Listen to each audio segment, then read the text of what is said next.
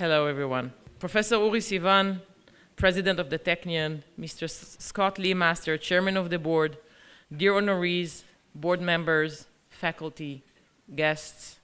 My name is Lihi Tselnik Manor. I'm the Executive Vice President for Innovation and Industry Relations and a faculty member in the Andrew and Erna Viterbi Faculty of Electrical and Computer Engineering. It is my pleasure to be your Master of Ceremonies today. It's becoming a habit, right? I come here every morning and I have a ceremony. That's a good way to start the day. Okay, we gather here today not only to honor individuals who have stood unwaveringly with Israel and its academic community during a time of profound challenge, but also to acknowledge the broader global context that underscores the significance of their support. Since the outbreak of the war in October 2023, Israel has faced immense trials. The conflict has led to substantial humanitarian concerns and has drawn international attention and sparked widespread protests. Concurrently, the world has witnessed a disturbing surge in antisemitism. This alarming trend has manifested in various forms, from vandalism of Jewish institutions to physical assaults, deeply affecting Jewish communities worldwide. In this climate of adversity, the steadfast support from individuals and institutions has been a beacon of hope. It is their and your commitment to Israel that values the academic freedom and integrity that has not provided solace, but also reinforced the resilience of our community. Today, we honor these exemplary individuals. Their actions have been transcended mere solidarity. They have embodied the very principles that the Technion stands for: excellence, perseverance, and an unwavering commitment to the truth. I invite Professor Uri Sivan to speak.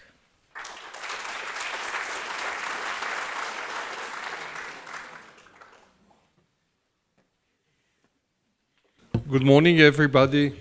A true pleasure to see you all here. Chairman of the board, Mr. Scott Lee Master, our four laureates, Ms. Nova Peris, Mr. Jeff Abrams, Professor Qanta Ahmed, and Dr. Patrick Cramer. Thank you so much for being here today with us. It's an honor, a true honor for us. And of course, all of our Board of Governors, friends, I should say, colleagues, students. Anti-Semitism is an ancient malady, as old as Judaism itself.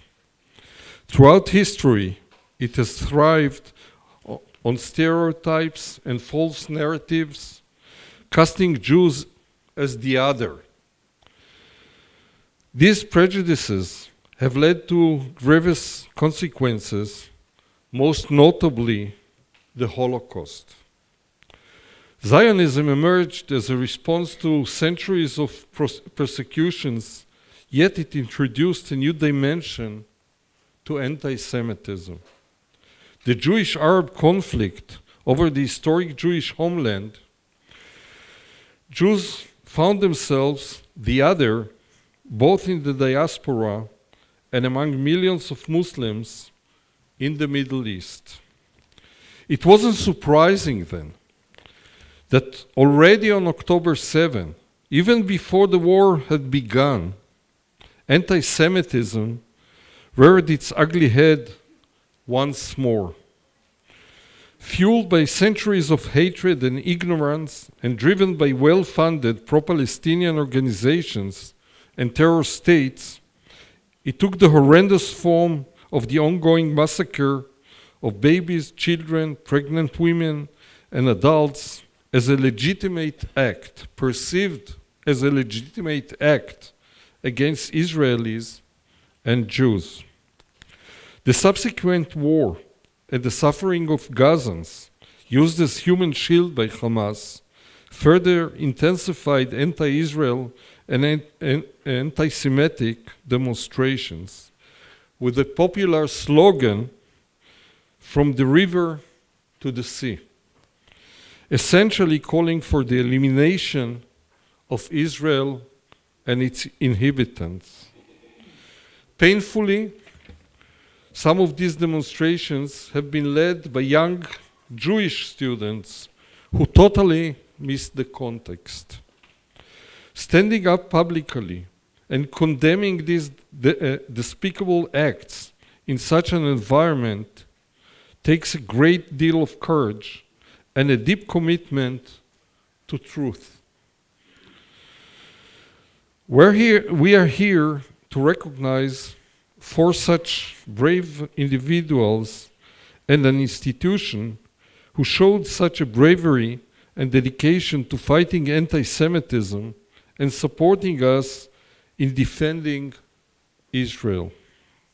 Four people who courageously put their esteemed reputations and sizable following on the line to support the Jewish people, the State of Israel, Israeli academia, in the face of hateful expressions and boycotts. And here I should say something about the academic boycott, because things have changed for the worse considerably in the past few months. If last year, 2024, it was mostly a boycott by individuals, in the past half year or so, it changed to institutional boycott, and the situation in certain geographies like Australia, Europe, Canada is actually pretty challenging at this time. So we are grateful to these four lion-hearted people who rose a proud, loud voice of support and friendship. We are forever grateful to you. Thank you.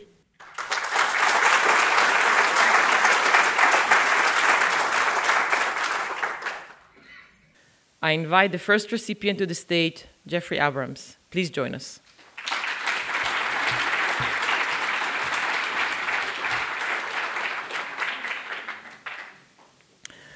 Jeffrey Abrams, Regional Director of the Anti-Defamation League, Los Angeles, is a dedicated leader in the fight against anti-Semitism.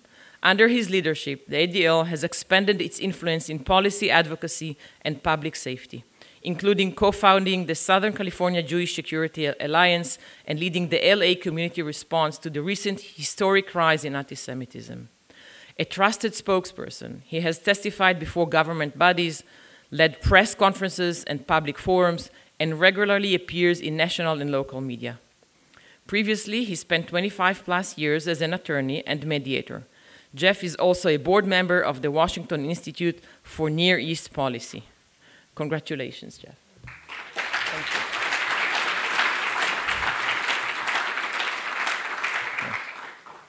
I invite Professor Qanta Ahmed to the stage.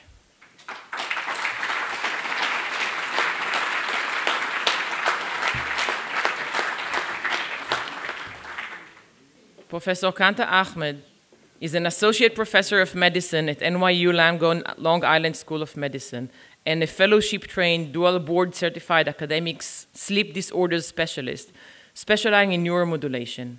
She is also a prolific columnist, broadcast media commentator, keynote speaker, and author of In the Land of Invisible Women, which chronicles her experiences in Saudi Arabia. She is a life member of the Council on Foreign Relations in New York and a senior fellow at the Independent Women's Forum in Washington, D.C. A dedicated human rights advocate and an observant Muslim, she publicly and emphatically did I say it right? Excoriates, sorry. I said the wrong one. Sorry, thank you. Excoriates Islamism and Islamist anti-Semitism. Awarded an honorary fellowship at the Technion in 2015, she continues to be an unwavering supporter of Israel and the Jewish people, championing truth, justice, and solidarity in the face of rising hate. Congratulations.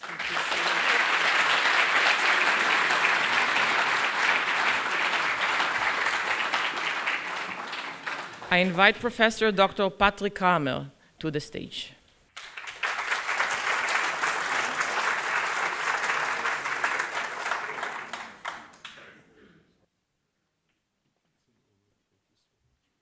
Professor Dr. Patrick Cramer is the 9th president of the Max Planck Society, serving a 6-year term beginning in 2023. A renowned chemist and structural biologist, he has earned major awards for his research on gene transcription, including the Shaw Prize and the Leibniz Prize. He previously led the Max Planck Institute for Multidisciplinary Sciences and served as a professor and dean at LMU Munich. Cramer earned his doctorate from Heidelberg University for work performed at EMBL, Grenoble, and conducted postdoctoral research at Stanford, where he helped uncover the 3D structure of RNA polymerase. How do you say this? Okay. Professor Cramer has been a courageous advocate for Israel. Under his leadership, the Max Planck Society opened a dedicated Israeli office to strengthen scientific ties and support Israeli researchers amid rising global anti-Semitism and academic isolation. Congratulations.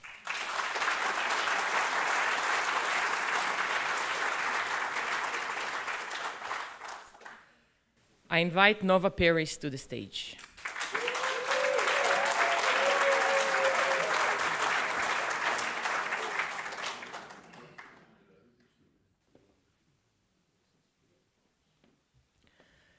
Nova Peris is an Australian icon, Olympian, and human rights advocate, a proud mother and grandmother, made history as the first Aboriginal Australian to win Olympic gold in hockey at the 1996 Atlanta Games, later competing in athletics at the Sydney Olympics. A 2-time Commonwealth Games champion and World Hockey champion, she represented Australia for 13 years. In 2013, she became the first Aboriginal woman elected to Australian Parliament. Nova founded a social impact charity supporting Aboriginal communities and is a passionate advocate for truth and justice.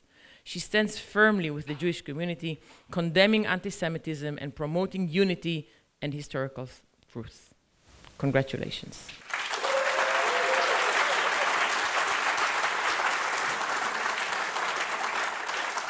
Thank you all. Professor Sivan, you may also resume your seat, and as I call upon Professor Peretz Lavi, former Technion president and the current CEO of Israel Friends of Technion, to the podium. Thank you, Lee. Good morning, everyone, and thank you for joining us for this timely and necessary discussion on anti-Semitism and how to fight anti-Semitism. No doubt we are living in a moment of deep concern.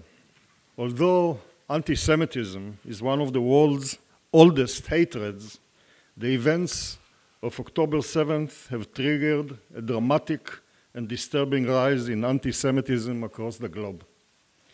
First, let me say it clear and loud. Criticism of Israeli government is legitimate in any democratic society. But what we have seen in the wake of the Gaza war goes far beyond criticism. In many places, Jews are not being judged for their views or actions, but for their identity.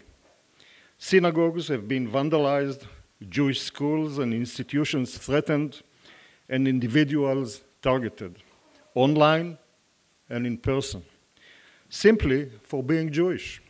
In cities across Europe, North America, South America, Australia, and even parts of Asia, free Palestine have times turned into open calls for violence against Jews.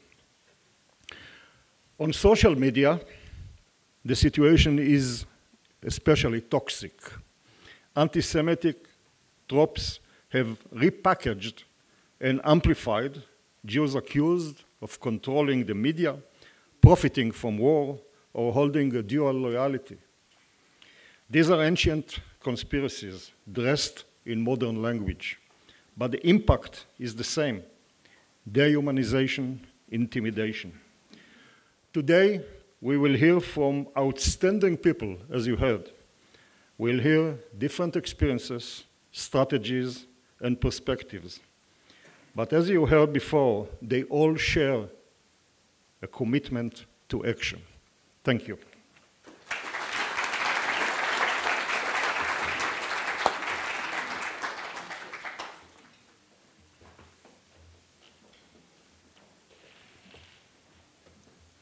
We will start with the one who came from the longest trip.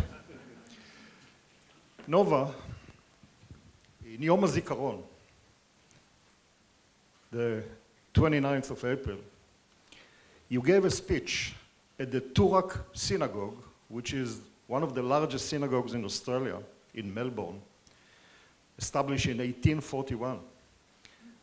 And you gave a speech to an audience of 1,300 people. And I'd like to quote what you said. Aboriginal and Jewish stories intersect. Two ancient peoples, two survivors of dispossession, two communities who have faced hatred, violence, and exile, and still chosen love, chosen dignity, chosen life. Our histories are marked by pain, but our futures are shaped by hope. Can you tell us about the intersection between the Aboriginal and the Jewish faith and history? I've actually just got a short opening statement, if I can read that, please, because that'll lead me to that. Sure. So, shalom. As an Aboriginal woman from Australia, it is our cultural protocol to begin by acknowledging the land upon which we gather. Today, I respectfully acknowledge the Jewish people as the indigenous custodians of the land of Israel, people whose unbroken connection spans over 4,000 years. This is not merely a belief, it is etched into the very soil through DNA, language, tradition, and the vast archaeological evidence that speaks to a continuous and enduring presence. I would also like to acknowledge my First Nations brothers and sisters who are here today, who are here to hear your stories, walk your country, feel your life, and feel your pain. Together, we acknowledge the resilience of the Jewish people, a people who have overcome unthinkable persecution, yet continue to build, to innovate, and to lead with strength. And I especially acknowledge the youth who now carry the sacred responsibility to protect this country, to honour their ancestors, and to defend their future. I thank Technion Australia for nominating me for this recognition. I do not stand here for accolades or applause. I do this because it is right. I speak up because I have a voice, I have a platform, and a truth to tell. In Australia, the Jewish people have contributed to every way imaginable. They have helped build our nation, not tear it down. From Sir John Monash, our greatest war general in World War I, to the legal and moral giants like Ron Caston, who tore down Terra Nullius and gave us Aboriginal people legal visibility, to Jim Spiegelman, who stood shoulder to shoulder with Aboriginal leader Charlie Perkins on the Freedom Ride of 1967, and to the 9,000 Jewish Australians who served in our armed forces. I also acknowledge Joseph Rovkin, who came to Australia at 2 years old. He was a 15-year-old Polish Jew who changed his name to sound Greek. He hid his identity, lied about his age to enlist to fight for Australia. Australia's only had war in 1942. Sadly, Joseph died on the Kokoda track. His courage is part of our shared history. Australia defeated the Japanese in World War II. On behalf of the non-Jewish Australians and the Aboriginal peoples who stand with the people of Israel but are not here today, I carry with this opportunity to express our deepest condolences for those murdered through unimaginable acts of terror and for your fallen soldiers who continue to fight for the freedom of everyone in Israel and the diaspora. Too many Australians don't know what war looks like. They don't understand the weight of survival or the price of freedom, but I do, and so do the people of Israel. And those who live in the diaspora. I also want to acknowledge my Australian Jewish friends who have come here to support me today. I want to say this, there is no apartheid here. What there is a nation defending itself with surgical precision against terrorism on behalf of the world. For life, for truth, for peace. I'm Israel High. Thank you so much.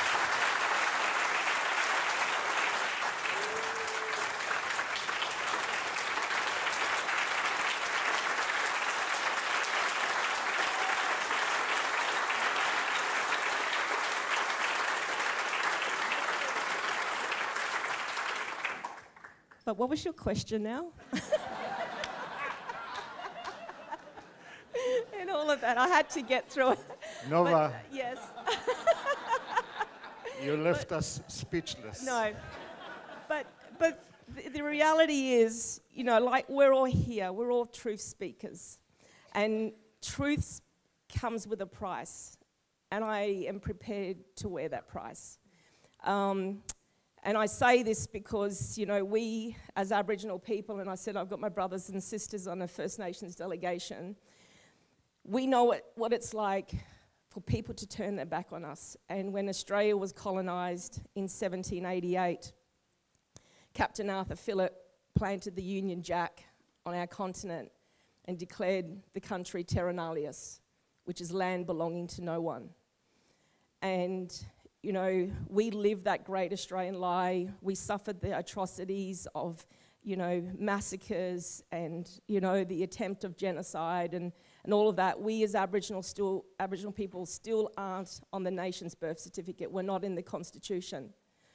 But it took a Jewish man called Ron Caston, who was the legal brilliance, who came out to Australia. He spent 40 years doing a whole heap of litigation for so many incredible things, but one notable one was he fought for 10 years in the High Court of Australia from 1982 to 1992 to knock out terra nullius.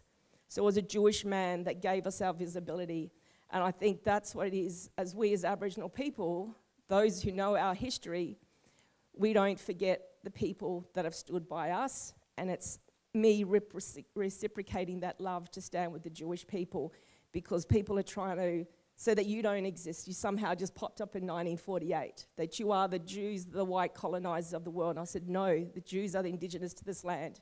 You know, we have archaeological evidence like you have archaeological evidence. And that's what I hope is through my profile, my voice, and I can cut through to the wider Australian community. Thank you so much.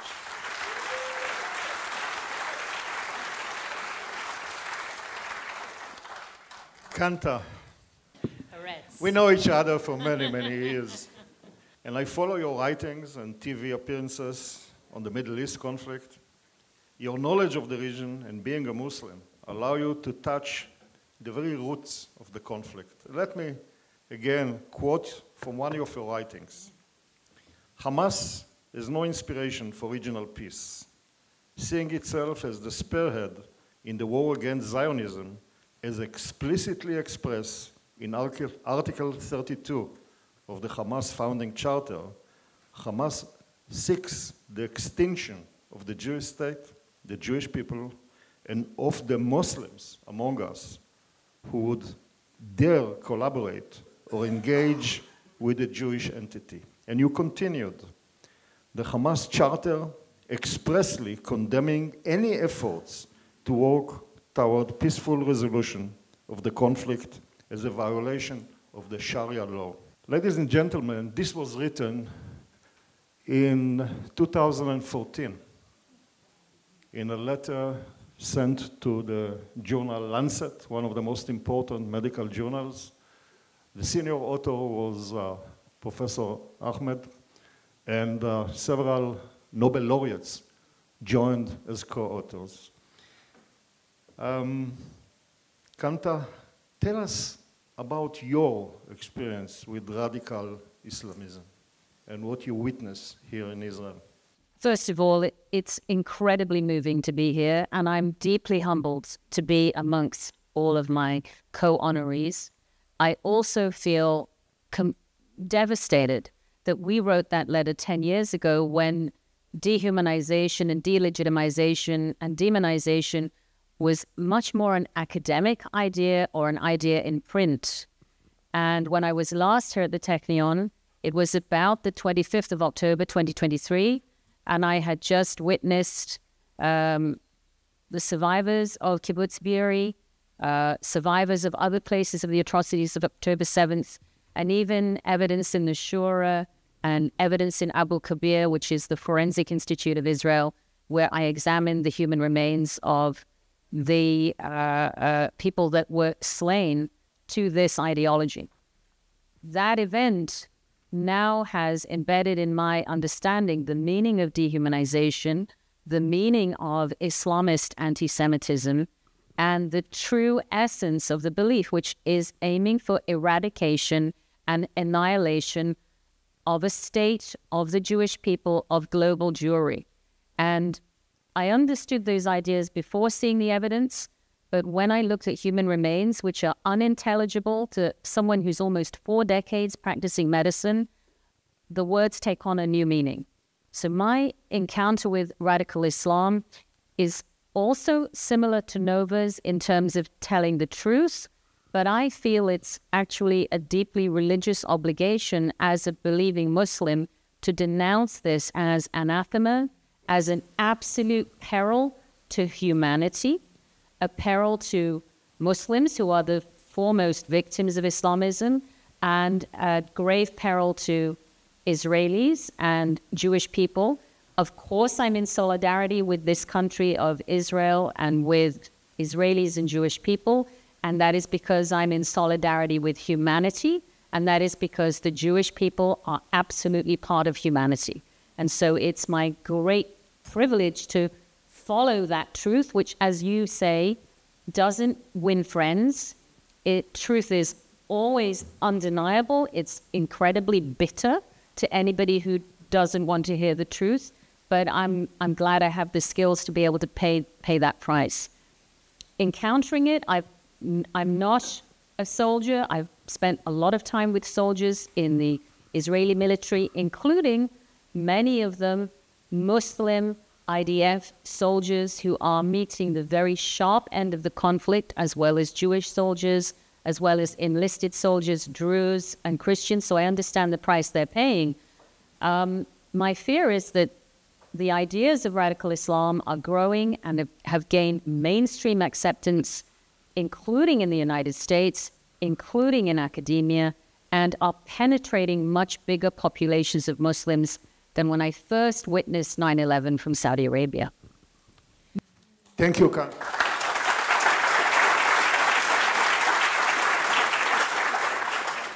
Dear Jeffrey, I must admit that I'm a great admirer of American higher education.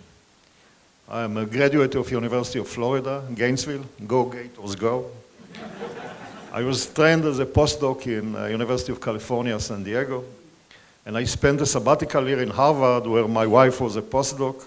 And during my presidency, I visited countless American universities and signed agreements of collaboration with so many universities.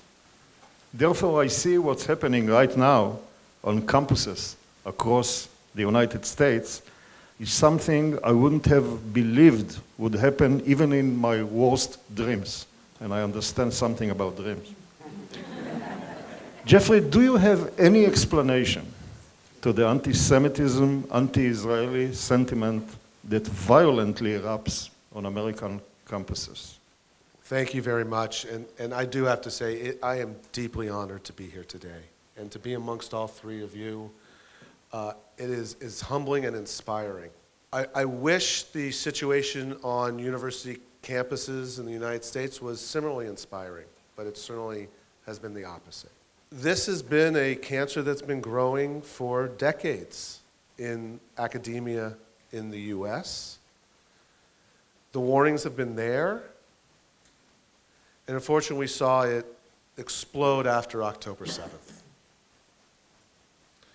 Now, it was a confluence, and I think we need to also look at what happened in the aftermath of October 7th in that academic year and this academic year.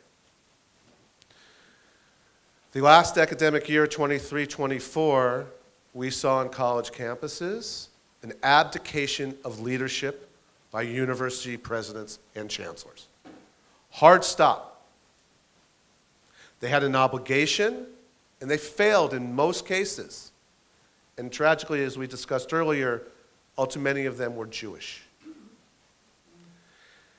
And what I learned from interacting with these presidents in Los Angeles, Southern California, and I would go to them personally, and oftentimes they simply were ill-equipped. They didn't see their roles as leaders like we see now, and I was inspired last night, President Sivan, by your remarks.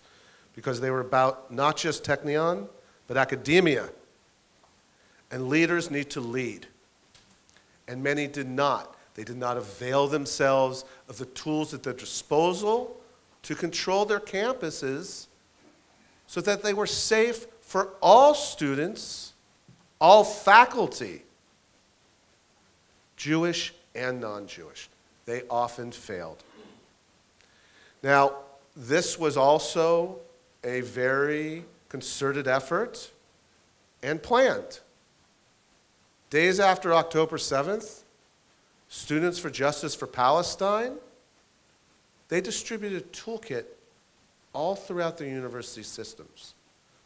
What to say, how to organize, and using language that was not student language, it was radical Islam, it was Hamas language. From the river to the sea, globalize the Intifada. And that rhetoric, tragically, it was embraced by students who were trying to apply their life experience in the US to what was happening over here. That was last year, and as a result of last year's lack of leadership at many campuses, and we saw as the presidents of 3 of the most prestigious universities failed as leaders when they testified before campus. As a result, there's been a dramatic turnover of presidents and chancellors at universities. This is tough work. And the ones that are coming in now, they realize they have an obligation. They have an obligation to make sure their campuses are safe, both a moral obligation and a legal obligation. And so that leadership needs to continue. We have a different day, and I'll end simply with my own situation at UCLA. Last academic year, it was brutal. You saw there was an encampment at UCLA that took over the campus for weeks and weeks and weeks. And unfortunately, the then chancellor, who I know you have a relationship with, Gene Block, who's Jewish, who had already previously announced he was ending his tenure, what an opportunity to lead. He didn't take that opportunity. To your great pain, I'm sure, as a friend. Gene is a good friend and a great disappointment. So let me just end then. Because it's easy to be disappointed, but now let me give you a little hope. Because there's a new chancellor. Chancellor Frank, Julio Frank, a child of Holocaust survivors, who had been the head of the University of Miami. He came to our campus, he came to our city, and this man's a leader. When there were violent protests outside the home of a UC trustee, whose home was vandalized, whose driveway, his wife was prevented from leaving the home, he took immediate action. He suspended SJP, who was behind this, and now they're banned from campus. It takes leaders, and I'm very fortunate that we are in a moment where if we demand, then we're going to see, and we are seeing more leadership. Thank you, Jeff. And talking about leaders, we turn now to one of the leaders of science, not only in Germany, but in Europe. Professor Cramer, the scientific relationship between Israeli and German scientists is a powerful testament to the idea, and I quote you, Professor Cramer, that science has the extraordinary ability to build bridges. This relationship is impressive. In 2023, 418 German scientists stayed in Israel, and 224 Israeli researchers studied or worked in Germany. And there were 439 papers published in cooperation between Max Planck scientists and Israeli scientists. Dr. Cramer, as a leader of German science, why do you think the boycott of Israel science is wrong? How this is connected to anti-Semitism. Please, Dr. Cramer. Well, first of all, it's wonderful to be here at Technion. It's a great honor to receive this award. Thank you. It's an honor to take this award, receive it on behalf of the whole Max Planck Society with its 84 institutes and 25,000 employees.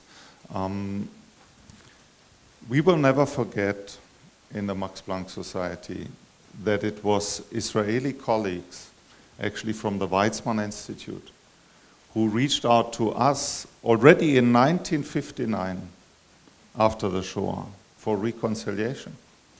We will never forget this. And the first I'm the 9th president of the Max Planck Society. It was the first president, Otto Hahn, who was leading that delegation to Israel. And that was actually 6 years before official diplomatic relationships between our countries came into place. We will never forget that. And built on this partnership and friendship and decades of strong scientific collaborations, it came entirely naturally to me that after October the 7th, we quickly have to go and visit our friends. And I remember that it was only a couple of weeks after October 7th that all the presidents of the Israeli universities, from Technion, from Weizmann, from the different institutions, they all met. We were about 60 people at the institute, the Van Leer Institute in Jerusalem. It was very moving, and we just felt that we have done things right, simply to go and to say, we see you, you are not alone. And looking at our collaboration, why is it so strong? It's because of excellence, right? If you look at Israeli science, it's truly outstanding. And that is why we have so many collaborations. I have another number for you, which is very striking. If you just take the last 5 years, scientists at the Max Planck Society published 2,800 papers together with scientists here in Israel. And right now we have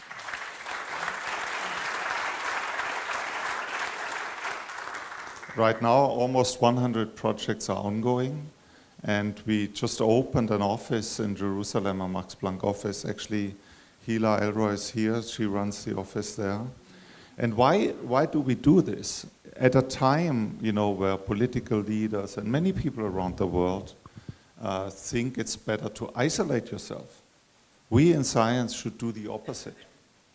And we can see it now, since the Trump administration is in power, that there's very strong attacks on scientists, on our friends in the US. And the only way to respond, in my opinion, is to realize that there's a global scientific network, and the conflict is between the scientists and the voice of reason that is global, it's a part of humanity, and anti-science forces who try to, for whatever reason, you know, because they want to weaken democracy or they have a different agenda, they are against critical thinking, they are against rationality, they are against this global scientific network where everybody is welcome, where all genders are welcome, where all nationalities, all, you know, ethnicities, everybody is welcome. This is what many don't want, and this is why we have to stand united in these difficult times. Coming back now to your question on boycotts, it's kind of, how can you even think to boycott your friends? But we do see some universities, even in Europe, who are boycotting Israeli academic institutions. I think they fail to differentiate between academia, the civil society, our colleagues, and the government of Israel. I agree with you. The government of Israel, of course, you have to be allowed to criticize it. And there's many reasons why we should. We should ask for an end of the war. We should ask that hostages must be returned quickly. We should ask that humanitarian aid must go to Gaza. We have to criticize the government in this situation. But we have to be able to differentiate between the politics, the government, and our colleagues, academia, our friends, our collaborators, our long-standing collaborators. And that is very important. And this is why last year, when I was a spokesperson of the so-called Alliance of Research Organizations, actually 10 big research organizations in Germany, Max Planck is one of them, we came up with a statement that we are together opposed to any kind of boycotts. And may they be just over the border in, at universities in the Netherlands. We are opposed, and we will stand with our Israeli academic colleagues. Thank you. Thank you so much.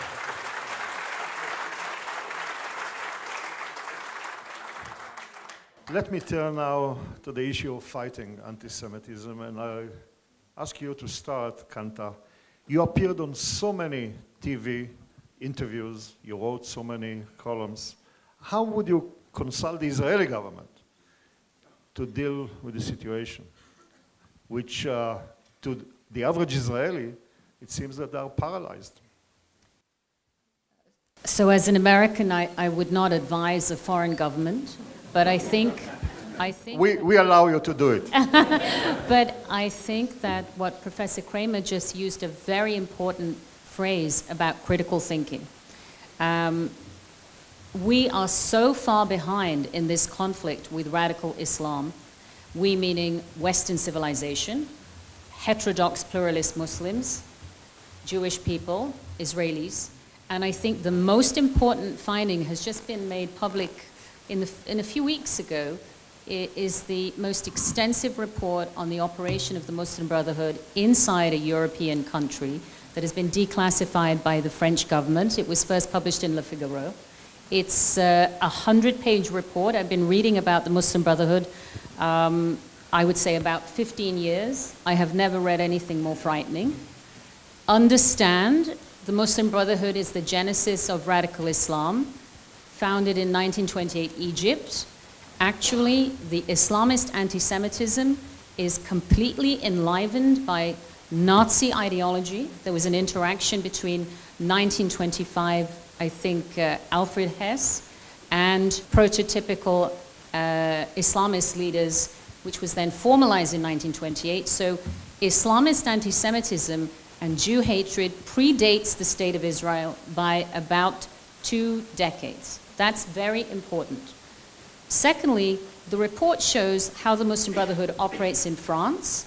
So I would say to colleagues, your colleagues in the Israeli government, they get completely informed about this ideology and translate it to President Trump's administration. They utilize a mask not only of my religion, they would claim that they're Muslims, but their aims are absolutely antithetical to anything we learn in Islam. They are utilizing the freedoms of democracy, the freedom to assemble, the freedom to express religion, the freedom to proselytize, the freedom to educate your children inside a secular pluralistic democracy like Israel or like America or like Britain or like France. And they assemble in huge cadres of non-profits, about 280 non-profits in France, 139 mosques in France. They have 1,000 core members that are their leadership, and they meet secretly. So the report concludes they operate more like a secret society than a religious minority. They are absolutely interested in capturing the youth. So they have networks of Islamic schools studying, about 21,000 French people studying there. Minors in Quranic studies, 66,000 students, 1/3 of whom are Brotherhood led. They create environments in the local government which are conducive to Islamist ideas. So veiling 5-year-old girls in France, absolutely not an Islamic teaching. Mandating certain practices which are then imposed on non-Muslims in the area, and forming a big local footprint. So local councillors are obligated to engage with them, and they influence local politics. They also have very clear aims that have been disclosed that are to subjugate the state. So my original reading was that the Islamist is aiming to marginalize Muslims like me and then speak for us to our congressmen and claim to represent certain views. So that's one way that they work. The other way that they're clearly working is to Islamicize in the mold of Islamism inside secular pluralistic democracy. That's well underway in France. And with that comes Islamist anti-Semitism. But America is not awake to do with this, and America is at much greater risk because we have much bigger protections for religious expression, religious freedom, religious institutions. And so acting like a religious minority, they advance their totalitarian aims. So first of all, I'm sure the Israeli authorities are well versed with this. What they may not be as familiar with is how deeply entrenched it is in French democracy, also in Germany. Germany, the mosque in Munich is where the hijackers of 9/11 were radicalized. All of this is happening in plain view in Western democracies, and Western democratic leaders are quite comfortable with this, either pandering to the votes or ignoring it because of the fear of charges of Islamophobia, or just completely paralyzed because they can't begin to approach something that has been underway in Europe for over 50 years, gets close to 70 years, and is fueling this sentiment of eradicating this country, these people. That is absolutely their explicit goal, and that's their first goal. This is frightening.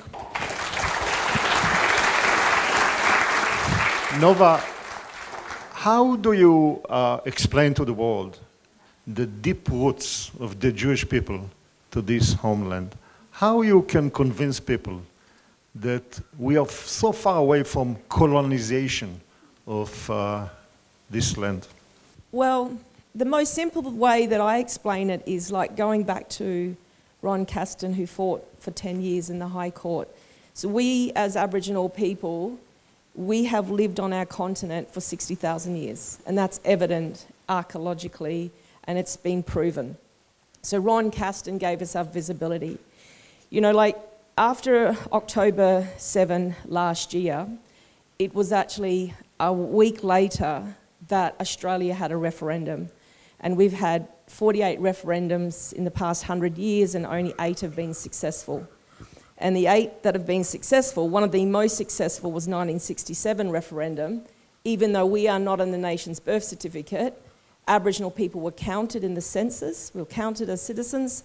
However, it also gave the government the legal right to make law for us. So they can make law for us without us. And it's been good and bad. Some it's been horrendous law. And we're still the most incarcerated, we're still the sickest, we've got chronic diseases, we die 15 years before non-Indigenous Australians. So it is quite horrendous. Tell me, the thing is like, visibility is everything. You know, connectedness is everything. You know, here in Israel, you speak Hebrew. Australia, prior to colonisation, there were some 400 different clans, and we're all different, and we're identified by language groups. And we have our own deities and connectedness to land and all of that. So without land, we are nothing. That is our identity. And we often say that the land, we don't own the land owns us. And so for the Jewish people, like the way that I was raised in the Northern Territory was, I never denied the world around us, you know, like we embrace integration, well, sometimes, not all the time, but, you know, my mother was a stolen generation because she had a bit of white blood in her. She was taken off her mother, sent to a mission and raised. She became a number, you know. We endured a lot of, my grandfather had chains around his neck on the mission, my grandmother, all horrendous historical injustices. But we've survived. We're resilient. And we don't belong anywhere else except on the continent. So in all of this, I've always known that Jesus was a Jewish man. You know, we're raised as a Catholic, but you get these Palestinian people that will say Jesus was a Palestinian. It's outrageous. But I think in all of this, truth is everything. You know, when I represented Australia, I've travelled to 50-odd countries around the world, represented Australia for 13 years. I represented everybody. I didn't pick and choose who I wanted to represent. And so it just, going back to October 7, the following week, that referendum that came about, was to put us as First People on the nation's birth certificate. And 60% of Australia said no. But if we didn't have the High Court recognition, recognised in common law, would still be invisible to our own land. But the 60% that said no, the 40% that said yes, we had a huge amount of Jewish people that were supporting of us. You look at the pockets of, and there's only 150,000 Jewish people in Australia versus 1 million Muslims that live in the country. And so they always supported us. And so when Australia turned its back on us, the week after the October 7, I was in tears, then a lot of Jewish people were in tears, and they're like, where are our friends? Where are our Aboriginal friends that we've supported forever? Where are our friends in general? And so a couple of my Jewish friends said to me, I said, Em and Sonny, let me get my head around it. Because all I've just known is Jewish are beautiful people, and I've grown up and they've been supporting us. I didn't really know too much about the historical fighting, all that. So when I got my head around it, I traveled to Israel last year, me and my husband. We went to the kibbutz Berry, went to Masada, went to the Nova site. We saw that 45-minute, video of the IDF because we had to know who your enemies were. And so for me, once I get my head around everything, I don't fall for anything. I don't falter. And after that footage of that 45 minutes, I can never unsee the evil. And so using my voice and my platform, knowing your history, seeing archaeological evidence, going where Jesus walked, all those thousands of years ago, knowing your historical truth is everything. Because we as Aboriginal people have been denied that truth for so long. So to understand your history, and that's what my fellow First Nations people are here, is to learn more about your history, but to take this truth back to our country so we can knock down, the anti-Semitism in our country. And I think, Jeff, that booklet, that toolkit, that was distributed in Australia within weeks. A 300-page document on how to be a pro-Palestinian supporter. And it was the hashtag, the letters to your politicians and all of that. And I just also want to talk about leadership in our country, which has been terrible. And because within 48 hours after October 7, we had the burning of the Israeli flag. Mind you, burning of the Australian flag as well. They hate our country, but they come and live in our country and love our freedoms. Before the war began. Well, on October 9, yeah. Less than 2, and then there were no immediate arrests, and that just gave validation for people to continue the Jew hatred and the rise of anti-Semitism. And for months it went on. The protests were F the Jews. Then people said they said gas the Jews, and they said no, we didn't say gas the Jews. We said where's the Jews? Oh, so that's okay. It was just mental. And the leadership, had there been stuff done straight away, and to say, no, the Jewish people are indigenous to the land of this country. So that's, Thank you. It's multiple Thank you. facets of that. Patrick, how would you advise the Israeli scientists to deal with the eruption of hatred toward Israeli science, Israeli universities, the boycott? Well, the answer is educate, stand united. Actually, I talked a lot about the history, also the recent history. Maybe I can say a few words about the future, which actually relates closely to your question. So one is that for us, the European research area is extremely important. And what is the European research area? It's not just the EU. It also includes the UK, Switzerland, and Israel. And last week, we had a meeting with Ursula von der Leyen in Brussels, actually a public event that was also streamed. And first of all, she said that science will stay separate in the European budget, which is a really important first step so that we can keep the autonomy. And now we are working on keeping Israel associated to the next framework program. Why is that so important? It's important because we need the critical mass, we need the brilliant scientists from Israel to cooperate within the European research area, But Israel also needs to be in that competition, and actually is very successful in these competitions, and to actually also gain that money in a competitive way so that excellent science prevails. And so this is now a very important next step, to keep Israel as part of the European research area and also associated to the framework program. But more than that, I think the transatlantic partnership needs to be strengthened, especially in these difficult times. And so what we are doing now from the side of Max Planck, we are establishing a consortium together with colleagues in Israel and with colleagues in the United States. And within that transatlantic consortium, we want to be able not only to strengthen our partnership in various fields through so-called Max Planck centers, which are flagship collaborative centers that we have in the whole world, but also we want to help and prevent the loss of talent from global science. There's, people are not hired anymore. So imagine people have spent 10, 15 years on their education. They have spent a lot of money. They're brilliant scientists. They're now ready to apply for PI positions, and there are none.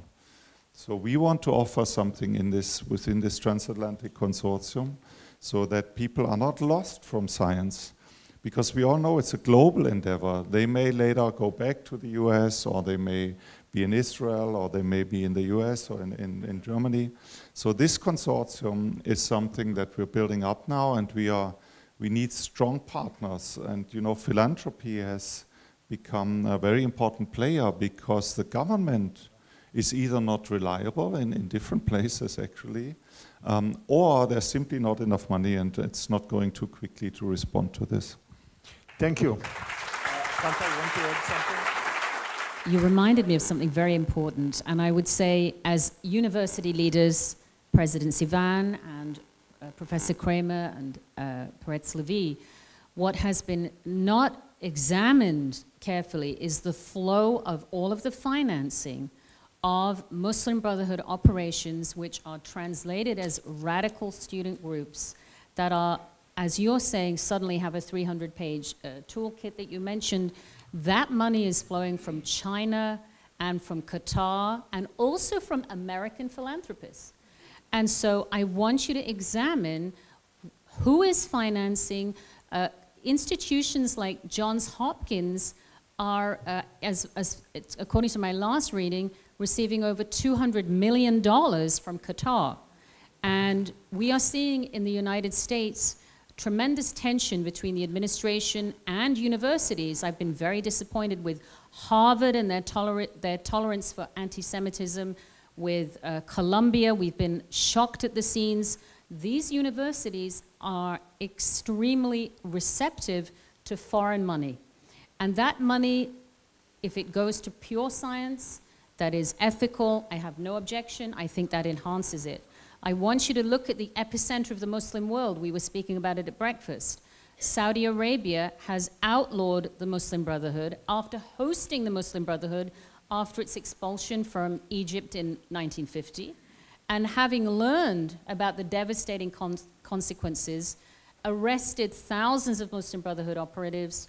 You cannot have Muslim Brotherhood activities anywhere in Saudi Arabia, anywhere in the United Arab Emirates, anywhere in Egypt.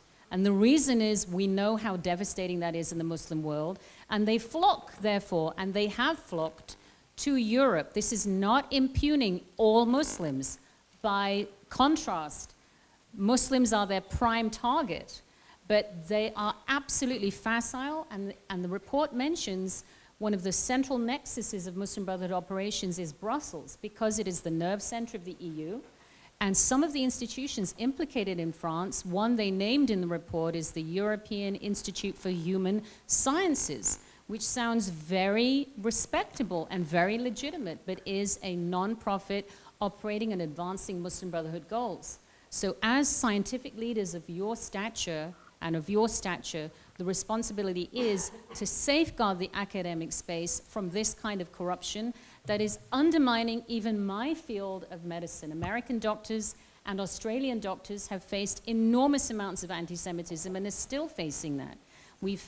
My colleagues have founded the American Jewish Medical Association they discovered there was no group representing American Jewish doctors, but there is an enormous nexus representing Muslim doctors, including something called the Muslim Students Association, which is recognized to be a Muslim Brotherhood organization. So academia is in the crosshairs of Islamism, and I believe the British, Europeans, and Americans have been incredibly naive to receiving all of that money that fuels much of this radicalization. Thank you, Qanta. Jeff, I will allow you to summarize. Leadership. I fully agree with you that the process is started probably 50 years ago. I remember when I was a student in Gainesville, University of Florida, the anti-Israeli propaganda on the university newsletter published almost weekly. So this is not new, but it is now took a very dangerous trend.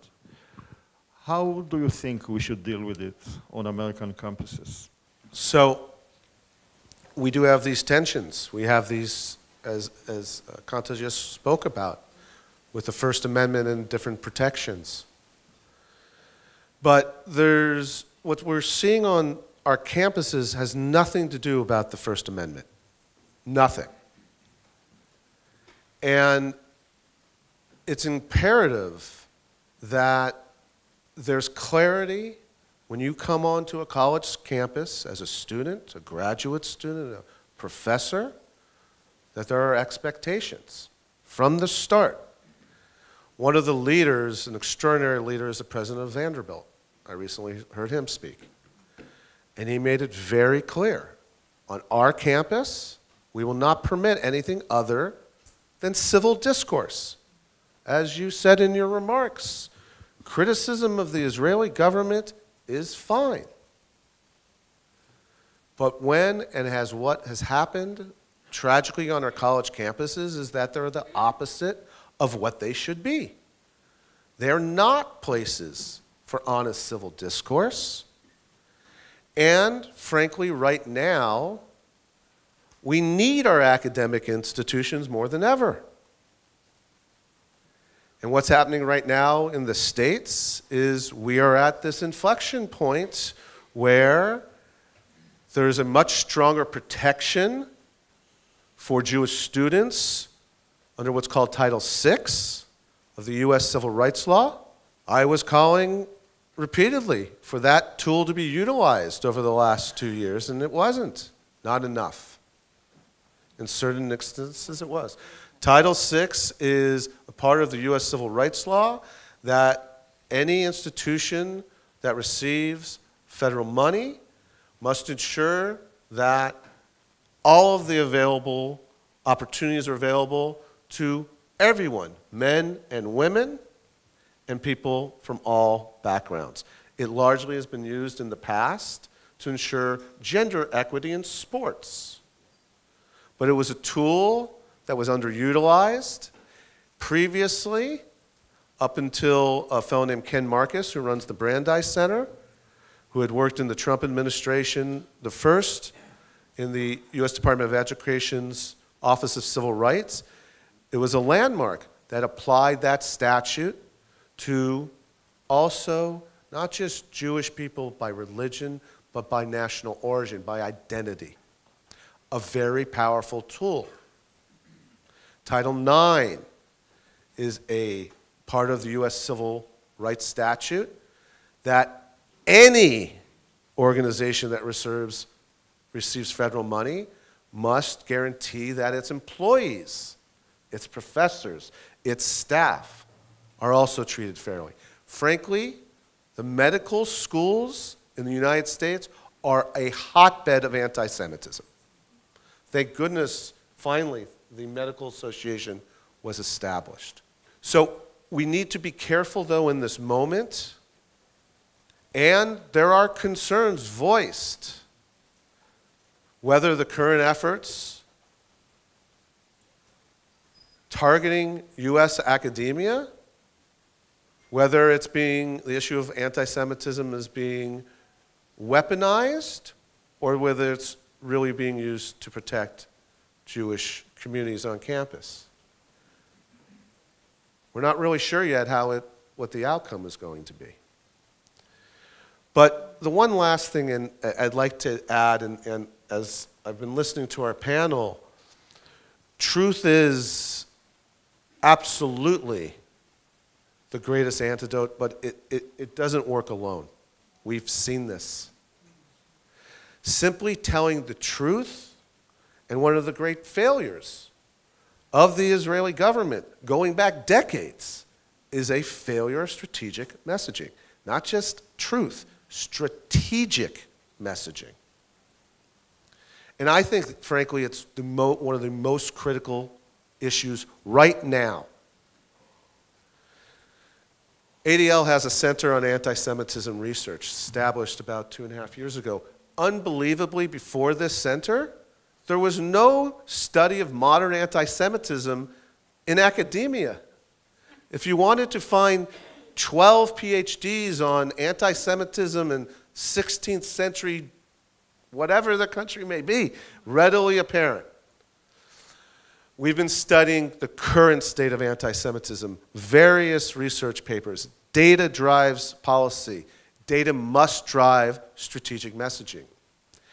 And one of the revelations is that just by sharing the truth, for example, of the incredible achievements of the Jewish community, of how many Jewish Nobel Prize laureates there are, trumpeting that does not help to minimize or mitigate anti-Semitism. It feels good to all of us.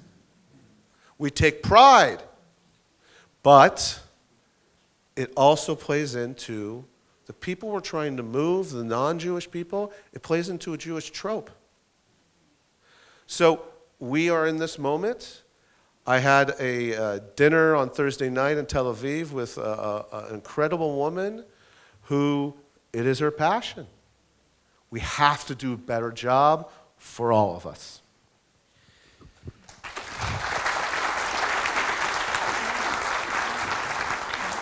All can I say in summary is that Nova, Patrick, Qanta, and Jeff, we are lucky and blessed to have friends like you.